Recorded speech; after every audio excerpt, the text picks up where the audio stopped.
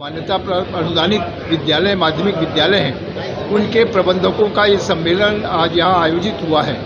हमारे प्रबंधकों की कुछ समस्याएं रही हैं जिनको की लेकर हमेशा शासन का ध्यान आकर्षित करने का काम संगठन करता रहा है। जिन प्रबंधकों ने बड़े मेहनत से खून पसीने की कमाई से विद्यालय खड़े किए और आज उन विद्यालयों के संचालन में कदम कदम पर उनको कठिनाई होती है, इसका समाधान करने के लिए मिल बैठ करके कार्य योजना बन रही है। हमारे प्रदेश भर के प्रबंधक जागरूक हैं और इस बात के लिए सरकार से आग्रह कर रहे हैं कि जिन प्रबंधकों ने उनके पुरखों ने विद्यालयों की स्थापना की, आज विद्यालयों के संचालन में उनकी भूमिका नगण्य होती जा रही है। ऐसे में विद्यालयों को विधिवत संचालित करने में प्रदेश के माध्यमिक शिक्षा के स्तर को उठाने के लिए जब तक प्रबंधकों के अधिकार नहीं होंगे तब तक विद्यालयों की शिक्षा सुचारूपूर्वक नहीं हो सकेगी। इन विषयों पर आज चर्चा हो रही है और आगे की रणनीति बनाई जाएगी। चुका है।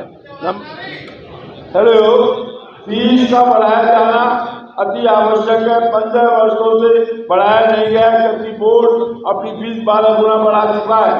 नंबर 2, आउटसोर्सिंग से चतुर्थ श्रेणी कर्मचारियों को समाधान नहीं हो पाया है, जबकि विद्यालय में चौकीदार और जमादार के पद रिक्त होने के कारण साफ सफाई और चौकीदारी नहीं हो पा रहा है। आउटसोर्सिंग व्यवस्था समाप्त की जाए, मानदेय पर नियुक्त करने का प्रवचन को अधिगत किया जाए। तीसरा, ऋण शिक्षा पदों पर मानदेय पर 11 माह का नियुक्ति पद का प्रावधान किया जाए, लेकिन यह सेवानिवृत्त शिक्षकों पर लागू न किया जाए। इससे जबकि हमारे छात्रों को लाभ नहीं हुआ, न ही बेरोजगार योग्यताधारी नवयुवकों को लाभ मिलेगा।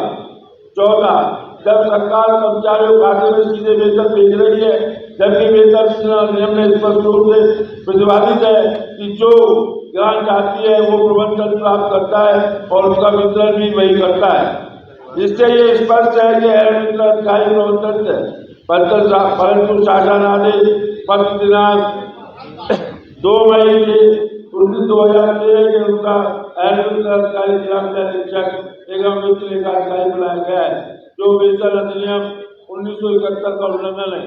ऐसी स्थिति में वेतन, भाई साहब बैठ जाओ एक मिनट। ऐसी स्थिति में वेतन अधिनियम की धाराएं 5, 6, 3 समाप्त की जाए। विद्यालयों में छात्र विद्यालयों की विद्युत मुक्त कर दिया जाए, क्योंकि विद्युत शुल्क विद्यालय में नहीं है, अन्यथा इसे लगाया जाए। शासन द्वारा सोसाइटी से टैक्स बदलने का प्रावधान किया गया, उससे शिक्षा विभाग के अधिकारी अनावश्यक बाधा उत्पन्न करते हैं, उसे दूर किया जाए।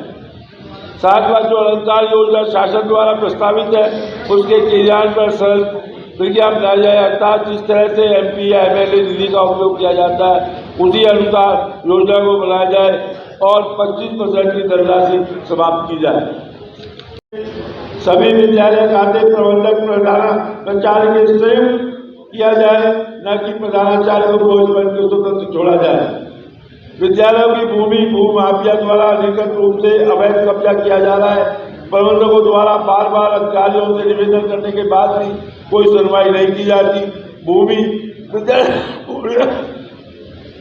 विद्यालय की भूमि को मुक्त कराया जाए, अतिक्रमण करने वालों के विरुद्ध कठोर कार्रवाई की जाए, जबकि ये भूमि अधिकृत करके प्रबंधन पर कार्रवाई कर रहे हैं, जो कि गलत है।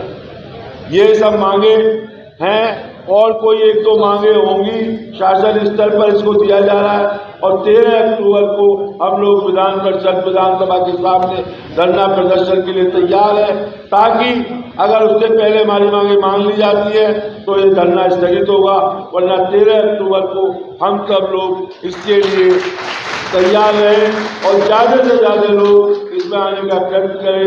यही मेरी आप लोगों की प्रार्थना है और यही मांग पत्र है।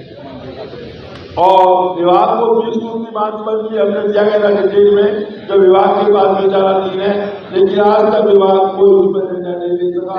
इसलिए हमने छोटी मांग पर करते हुए और ये सारी आपके सामने रखी है और मैं आशा करता हूँ कि मैक्सिमम जो आपने मांग रखी है उनको छोटा करते हुए, छोटे शब्दों में करते हुए हमने सभी मांगों को इसमें समायोजित करने का प्रयास किया। और जो रोजाना की हमारी दिक्कतें हैं वो हमें जिला स्तर पर और मंडल स्तर पर हल करनी होगी और उसके लिए हम लोगों ने जो हमारे जो हमारे जिला अध्यक्ष, जिला सचिव की कार्यकारिणी या मंडल स्तर पर गठित की गई है, जिसका अनुमोदन हम लोग देंगे। अगर अधिकारी नहीं मानते तो हमारे महामंत्री मैं स्वयं आपके साथ कंधा से कंधा मिलाकर प्रत्येक जनपद में आने का प्रयत्न करूंगा और उस अधिकारी से वो कार्य कराने का प्रयत्न करेंगे, प्रयास करेंगे कि वो अधिकारी वो कार्य करे, ताकि आपका उत्पीड़न ना हो सके और उत्पीड़न से आप लोग बच सके। यही मेरी आप लोगों से प्रार्थना और कन्वर्ट प्रार्थना है कि आप 13 अक्टूबर को सहयोग दें संगठन को, ताकि संगठन मजबूत हो। और इस संगठन के माध्यम से हम सरकार को बताना चाहते हैं कि प्रबंधन कोई कमजोर कड़ी नहीं है, बल्कि एक शक्तिशाली कड़ी है, क्योंकि इन लोगों ने ही, जब सरकार के पास धन नहीं था, आप लोगों के बुजुर्गों ने ही मेहनत करके इन संस्थाओं को खड़ा किया, जनता से पैसा मांगकर, और देश को शिक्षित करने का प्रयास किया। इन शब्दों के साथ मैं अपनी वाणी को विराम देते हुए आपके सबके सहयोग के साथ इस बात के लिए घोषणा करता हूं। धन्यवाद।